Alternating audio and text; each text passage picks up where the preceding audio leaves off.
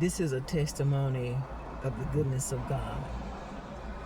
Shout out to Grand Vine.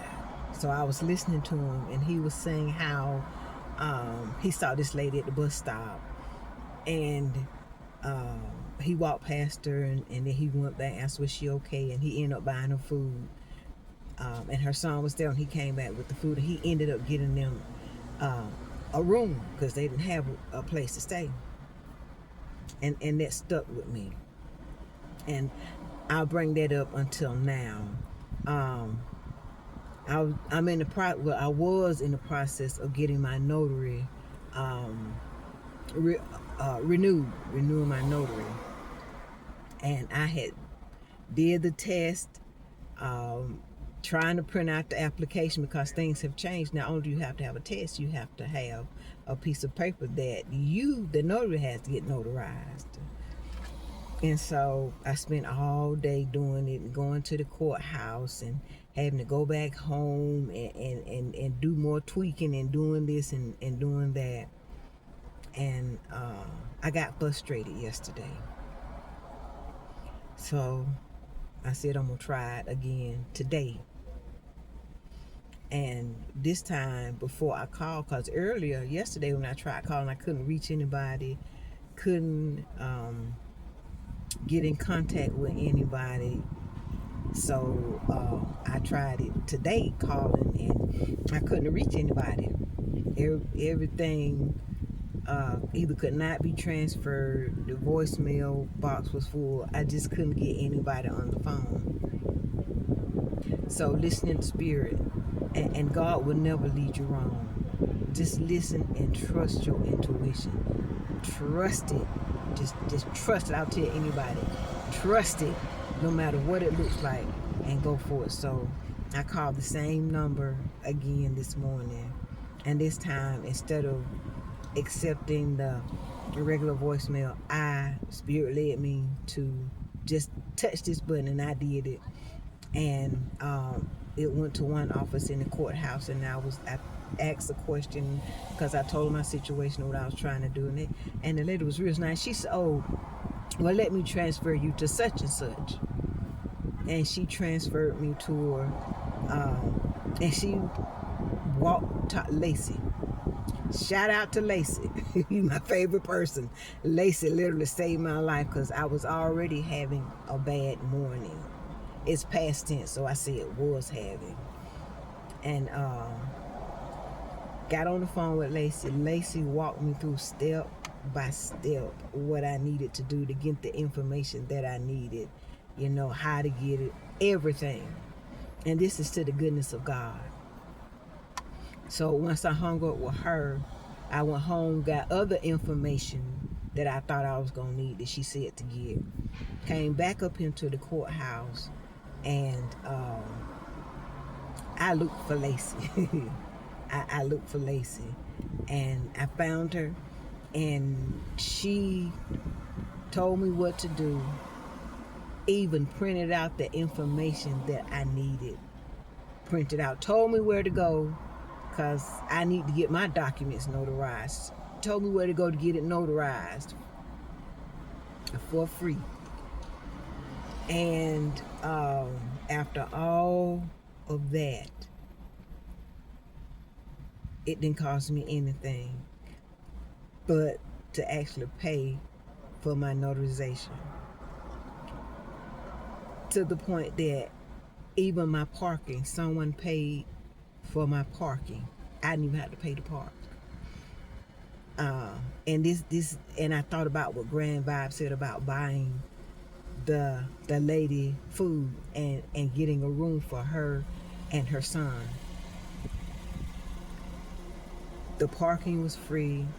Getting it notarized was free. The only thing I actually paid for was my the notarization paperwork, like I said before. So after I've got all of that done, it was like God was there, boom, boom, boom, boom, boom. I came out of the courthouse. Mind you, my parking is free. And I walked upon this lady, and I'm old school. I came up in a time where I came up in a time when the parking meter was a dime. It is what it is.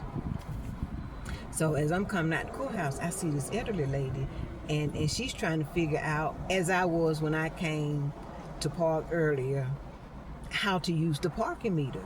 They no longer take coins, you have to use a credit card. And mine was free. Let me put this in here. Mine was free because I was trying to figure out how to put my coins in, and it said credit card. And this nice couple was there. They were using the meters, and I asked them to show me how to use it. And I put my card in, and the machine just started beeping. It wouldn't accept it. So I said, well, let me try a debit card, because it asked for a credit card or a debit card. I put my credit card in, and it was beeping. So I said, well, maybe I just put in my debit card. It'll need a debit card. It still didn't accept it. I haven't forgotten. I'm going back to the goodness of God. So, and they were standing there as a couple, and he said, well, let me try mine. And mind you, they had just parked beside me. He had used his with no problem. So he came over and inserted his card, and the machine still, it went off. It was beeping like crazy. Mind you, they had pulled up the same time as I had. He had just used his card in the parking meter, and he walked over to mine and tried to use it, and it wouldn't let him do it. So that's 3 tries. So he said, well, let me try it again. And he tried on the 4th time between me and him, and it worked. And he said, how much time do you need? Is 35 minutes good? I said, yeah. Thank you. And I asked him, did I owe him anything? He was like, no, because it's like $1 and something, I said, well, thank you. So bring it forward, coming out of the courthouse, this lady is trying to put her money into the parking meter. And I think that's a disservice to use cards only, because you have people that don't have cards. You have elderly people, senior people that don't know how to use them. Thank God that there was someone there to show me. And so, and she was trying to put the coins in. I said, ma'am, the coins are already in there. You can't put any coins in there. And she said, well, I hope I got enough time, before they come. Speaking of the meter attendants, we call them meter maids, meter man, meter person, whatever.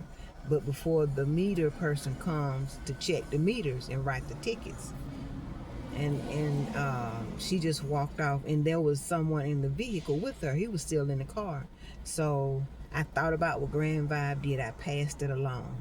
My card, I put it in there, and the same card I used on mine that did not work, I put that same card into theirs, and it worked right off the bat.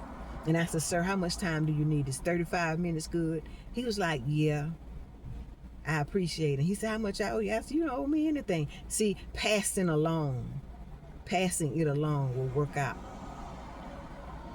Trust God. Trust God. Trust your intuition. I don't care what it looks like. Trust God. Because I had made up my mind. When I came today, I was not leaving without my renewal. I was not giving in. Even though Satan had tried to beat me down this morning, I saw him for what he was doing. And instead of putting pressure on me, Satan brought out a praise in me. And I thank God for that. I thank God. That's the goodness of God. That's when you are in alignment with God, everything you do will prosper.